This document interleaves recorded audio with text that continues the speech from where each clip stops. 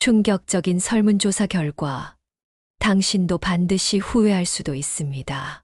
최근 한 설문조사에서 65세 이상 어르신 10명 중 8명이 자신의 삶을 돌아보며 깊은 후회를 하고 있다고 답했습니다. 하지만 더 충격적인 사실은 그 후회의 순간이 과거가 아니라 바로 지금이라는 것입니다. 왜일까요? 그리고 반대로 절대 후회하지 않는 삶을 사는 사람들은 어떤 특별한 습관을 가지고 있을까요? 오늘 반드시 알아야 할 인생 이막의 비밀 7가지를 공개합니다.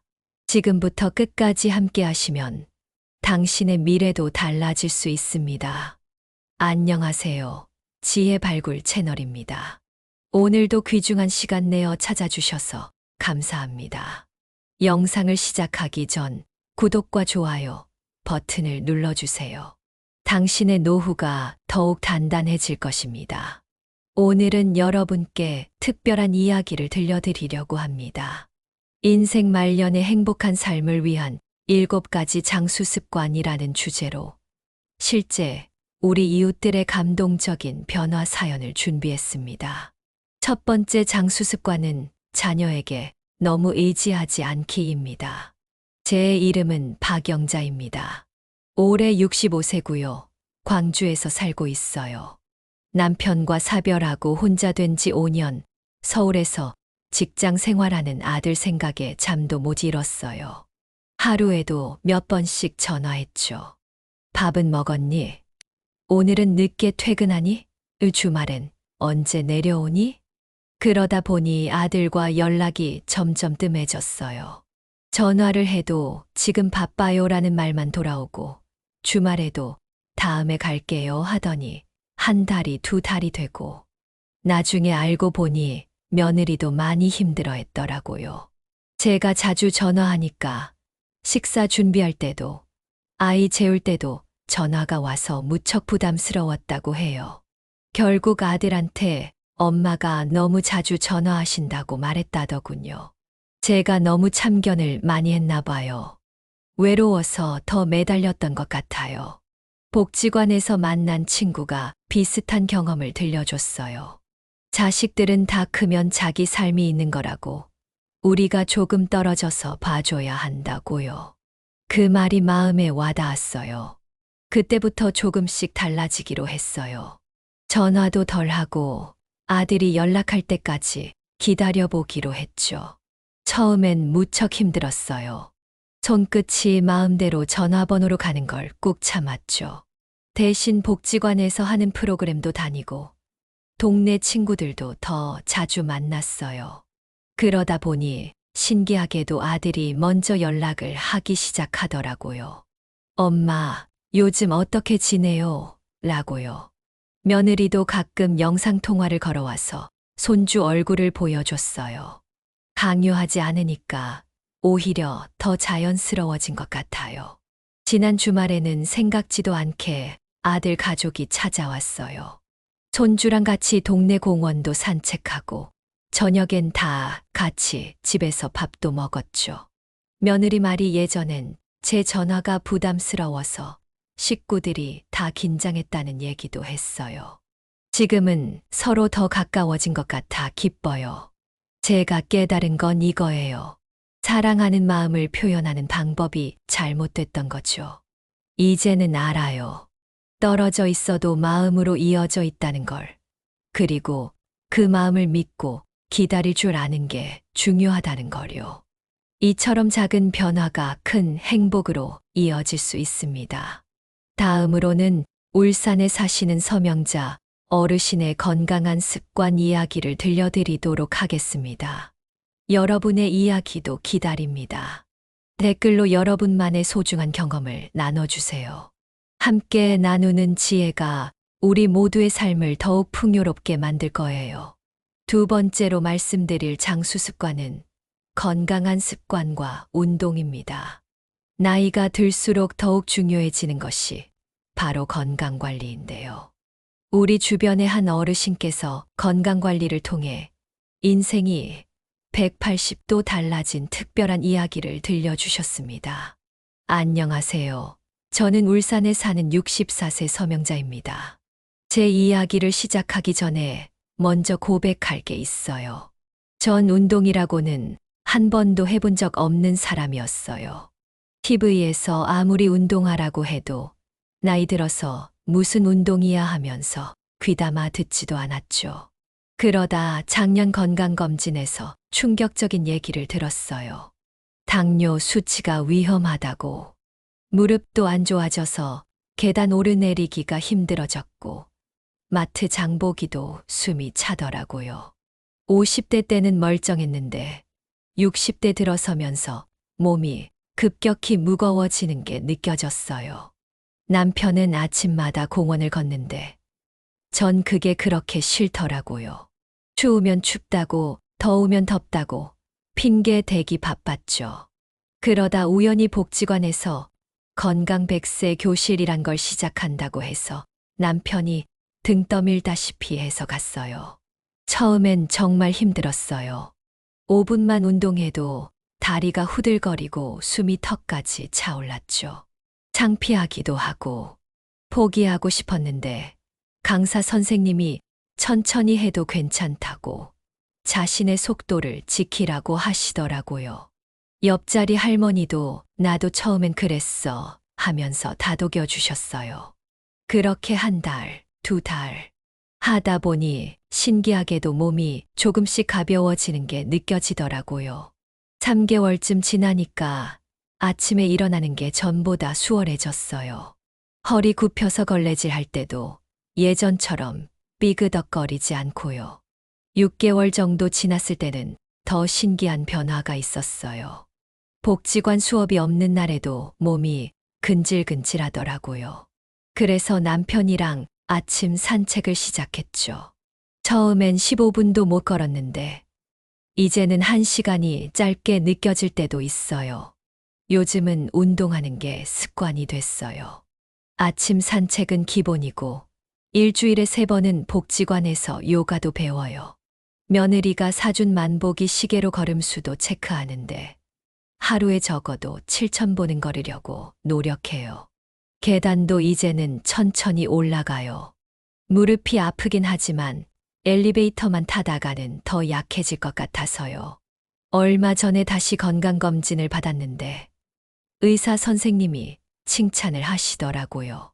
당뇨 수치도 많이 좋아졌고 콜레스테롤도 정상이래요. 체중도 4kg나 빠졌어요. 제일 좋은 건 머리가 맑아진 것 같다는 거예요. 예전엔 늘 피곤하고 무기력했는데 이제는 하루가 더 활기차게 느껴져요. 운동을 시작하고 나서 또 하나 달라진 게 있어요. 친구들이 생겼다는 거예요. 복지관에서 만난 언니들이랑 운동 끝나고 커피 한 잔 하는 게 일상이 됐어요.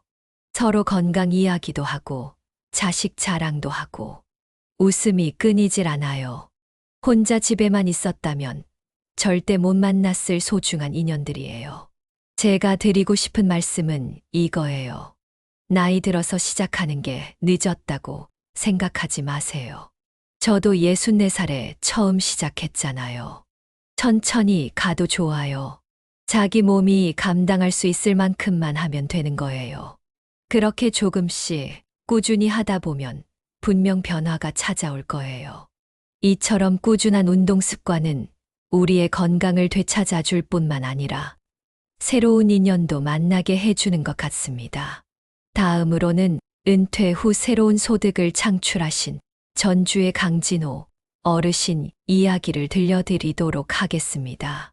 세 번째 장수 습관은 경제적 안정과 재정 관리입니다. 은퇴 후에도 작은 소득이 있다는 것은 우리의 자존감과 생활의 질을 높여주는 중요한 요소인데요. 전주에 사시는 강진호 어르신께서 취미로 시작한 일이 소득으로 이어진 특별한 이야기를 들려주셨습니다. 안녕하세요. 전주에 사는 67세 강진호입니다. 제가 40년 넘게 중학교 기술 선생님을 했어요. 나무로 연필꽂이도 만들고 책꽂이도 만들고 아이들 가르치는 게 제 일이었죠. 은퇴하고 나니 그게 그렇게 그리워지더라고요. 처음에는 은퇴가 좋았어요. 아침마다 일어나서 출근할 필요도 없고 시간에 쫓길 일도 없으니까요. 하지만 한 달, 두 달, 시간이 지날수록 뭔가 허전한 거예요. 통장 잔고는 매달 조금씩 줄어들고 아내 용돈 줄 때도 미안한 마음이 들고 그러던 어느 날 지하 창고를 정리하다가 예전에 쓰던 목공 도구들을 발견했어요. 반가운 마음에 손때 묻은 도구들을 닦아보는데 문득 옛날 생각이 나더라고요. 그래서 시작한 게 작은 목공 예품 만들기였어요. 처음엔 그냥 취미로 시작했어요. 손주들 장난감도 만들어주고 동네 이웃집 아이들 학용품 꼬지도 만들어주고 그러다 보니 소문이 나기 시작했어요. 선생님이 만드신 거예요? 하면서 주문이 들어오기 시작한 거죠. 아들이 인터넷으로 파는 걸 추천하더라고요. 처음엔 거절했어요. 내가 이 나이에 무슨 했는데 아들이 아버지가 만드시기만 하세요. 나머지는 제가 할게요 하더라고요. 그렇게 시작한 게 온라인 판매였습니다. 처음엔 서툴렀죠. 사진 찍는 것도 어려웠고 주문 관리하는 것도 힘들었어요. 하지만 아들이 많이 도와줬어요. 핸드폰으로 동영상도 찍어서 올리고 요즘 말로 브이로그라나요? 제가 나무를 다듬고 조각하는 모습을 찍어서 올렸더니 생각보다 반응이 좋더라고요. 특히 반응이 좋았던 건 아이들 교구예요. 큰 블록, 작은 블록을 맞춰가며 공간 감각을 키울 수 있는 장난감이죠. 어린이집 원장님들이 많이 찾으시더라고요. 아이들이 너무 좋아해요. 요즘 이런 나무 장난감 찾기 힘들어요 하시면서요. 한 달에 150만 원 정도 벌 때도 있어요. 큰 돈은 아니지만 재료비 빼고 나면 아내 용돈도 드리고 손주들 간식도 사줄 수 있어요. 무엇보다 제가 좋아하는 일을 하면서 수입도 생기니 이보다 좋을 순 없쇼. 그런데 말이죠. 돈보다 더 큰 게 있어요. 바로 보람이에요. 제가 만든 작품을 누군가 필요로 하고 좋아해 주시니까 그게 얼마나 뿌듯한지 몰라요. 특히 어린이집에서 보내주시는 아이들 사진을 볼 때면 가슴이 따뜻해져요. 제가 만든 장난감을 가지고 노는 아이들 모습을 보면 현직에서 아이들 가르칠 때만큼이나 행복해요. 요즘은 새로운 도전도 하고 있어요. 유튜브에서 목공예 관련 영상을 보면서 새로운 기술도 배우고 다른 나라 목공 예품도 참고하면서 제품을 개발하고 있죠. 은퇴가 끝이 아니더라고요. 오히려 새로운 시작이었어요. 제가 드리고 싶은 말씀은 이거예요. 우리가 평생 해온 일들, 그게 취미가 되고 또 작은 수입이 될 수 있다는 거예요. 크든 작든 자기만의 가치를 만들어낼 수 있죠. 거창한 계획보다는 자기가 좋아하는 걸 시작하는 게 중요한 것 같아요. 이처럼 우리의 경험과 지식은 은퇴 후에도 소중한 자산이 될 수 있습니다. 다음으로는 대전의 최경호 어르신께서 들려주실 새로운 배움의 즐거움에 대한 이야기를 준비했습니다. 네 번째 장수 습관은 새로운 배움과 취미의 즐거움입니다.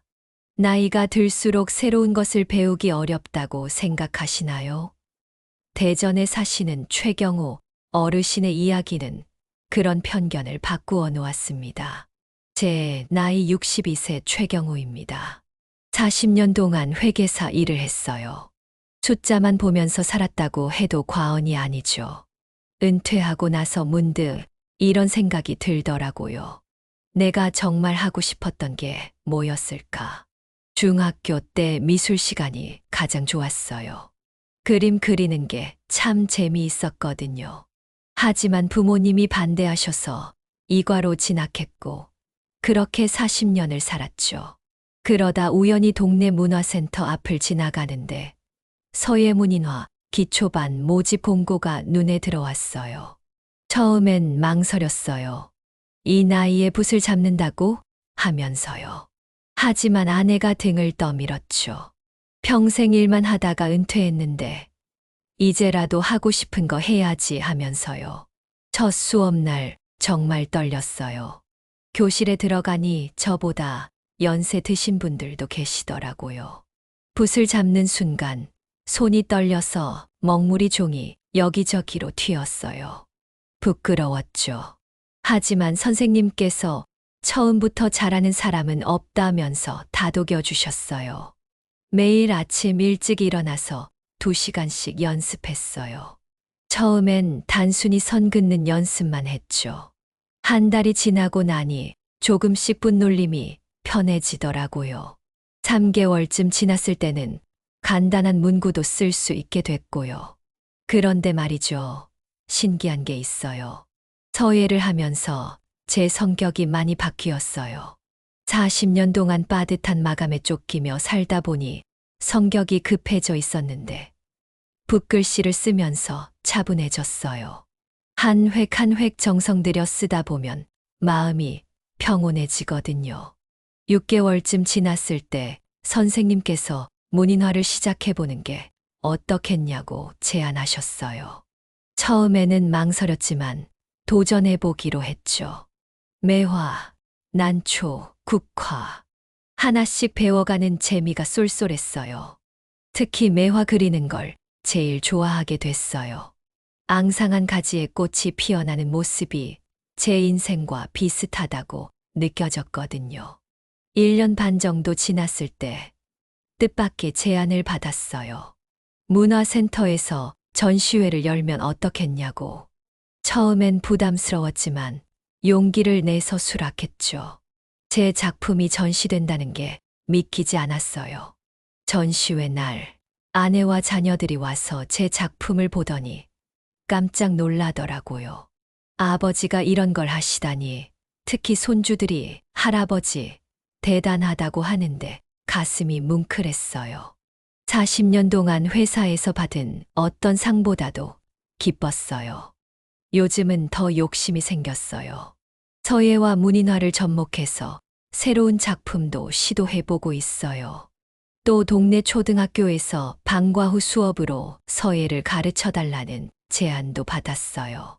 제가 이제 학생이 아닌 선생님이 되는 거죠. 이렇게 새로운 취미가 생기니까 인생이 더 풍요로워진 것 같아요. 아침에 일어나면 제일 먼저 서재로 가서 붓을 잡아요. 그리고 저녁에는 내일 그릴 그림을 구상하면서 잠이 들죠.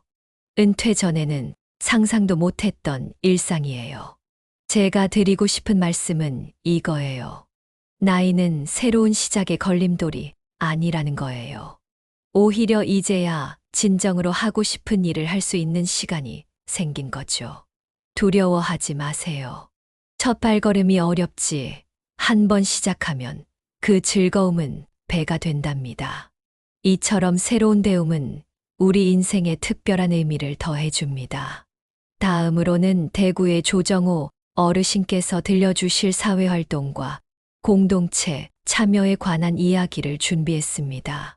5번째 장수습관은 사회활동과 공동체 참여입니다. 은퇴 후 사회와 단절되었다고 느끼시나요? 대구에 사시는 조정호 어르신의 이야기는 우리에게 새로운 희망을 전해줍니다. 안녕하세요.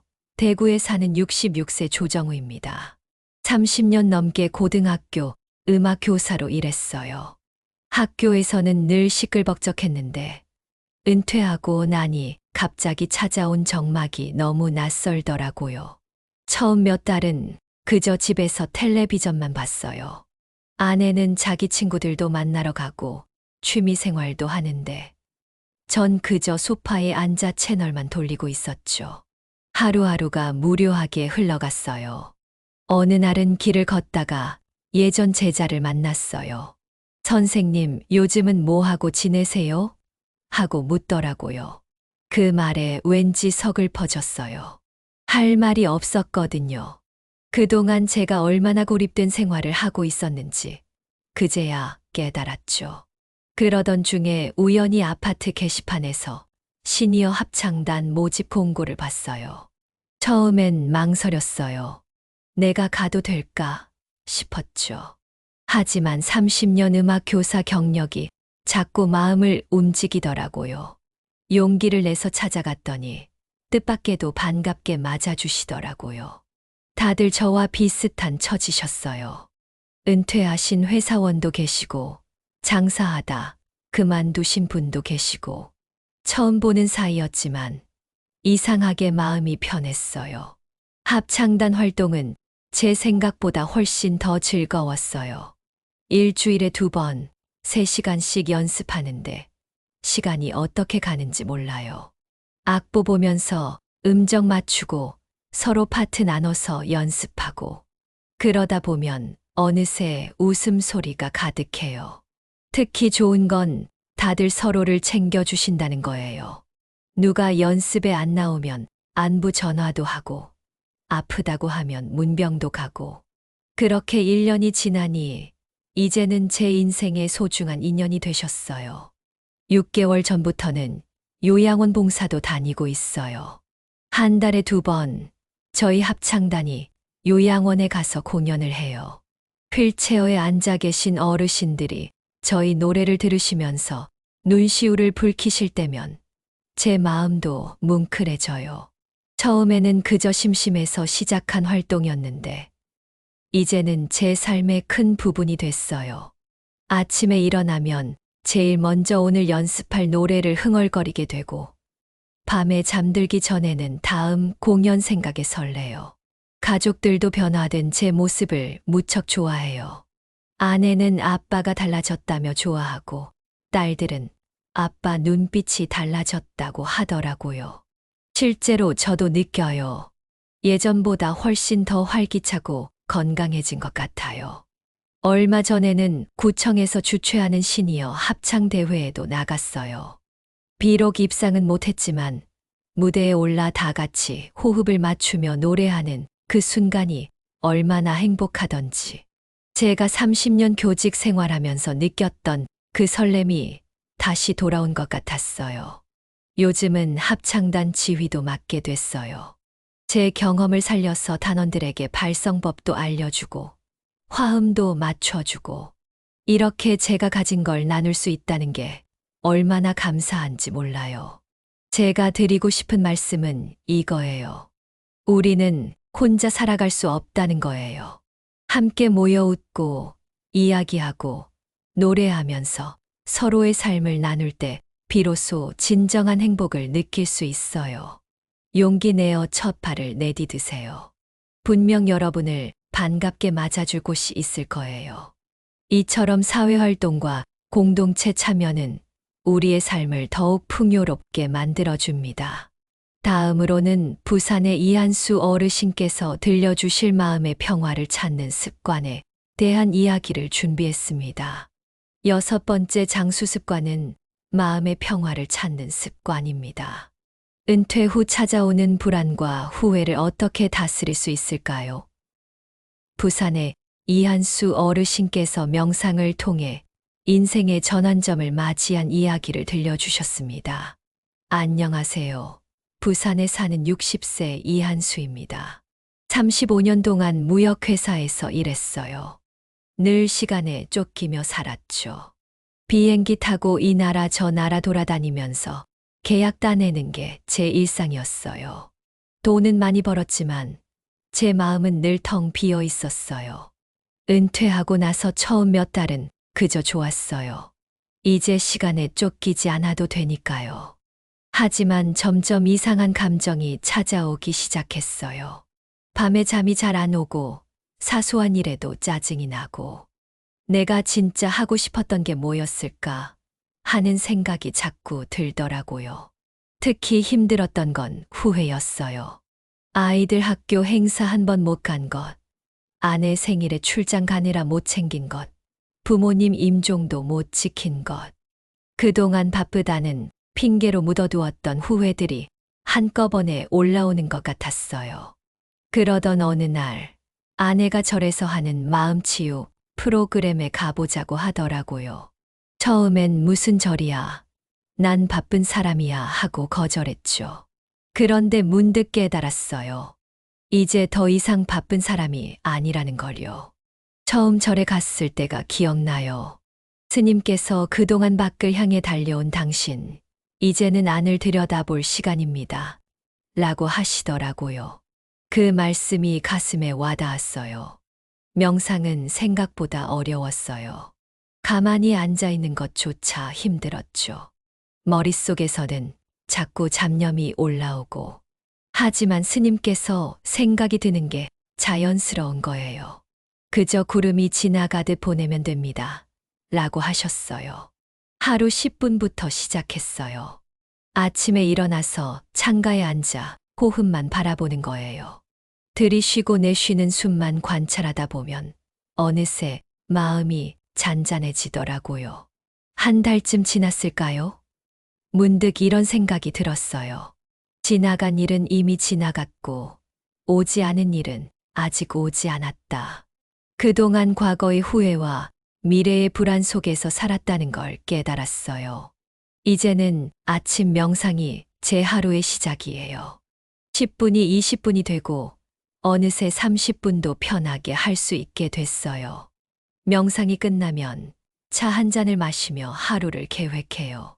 급할 것 없이 천천히 지금 이 순간을 살아가는 거죠. 신기한 건 명상을 시작하고 나서 관계도 좋아졌다는 거예요.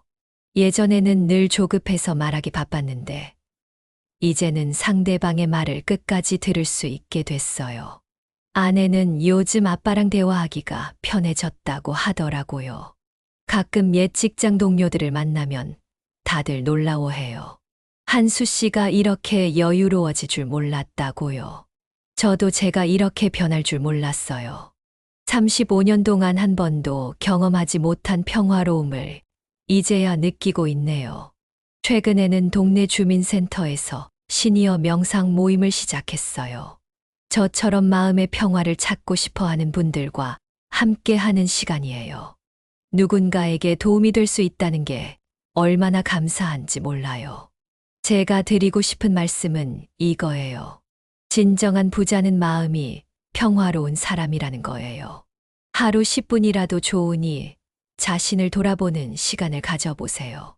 그게 우리 인생의 마지막 장을 아름답게 만드는 비결일 것 같아요.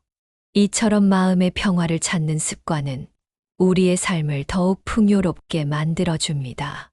다음으로는 강릉의 최순희 어르신께서 들려주실 감사하는 마음과 긍정적인 태도에 관한 이야기를 준비했습니다.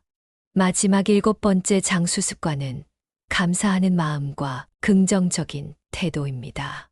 매일 감사한 마음으로 하루를 마무리하는 것이 어떤 변화를 가져올 수 있을까요?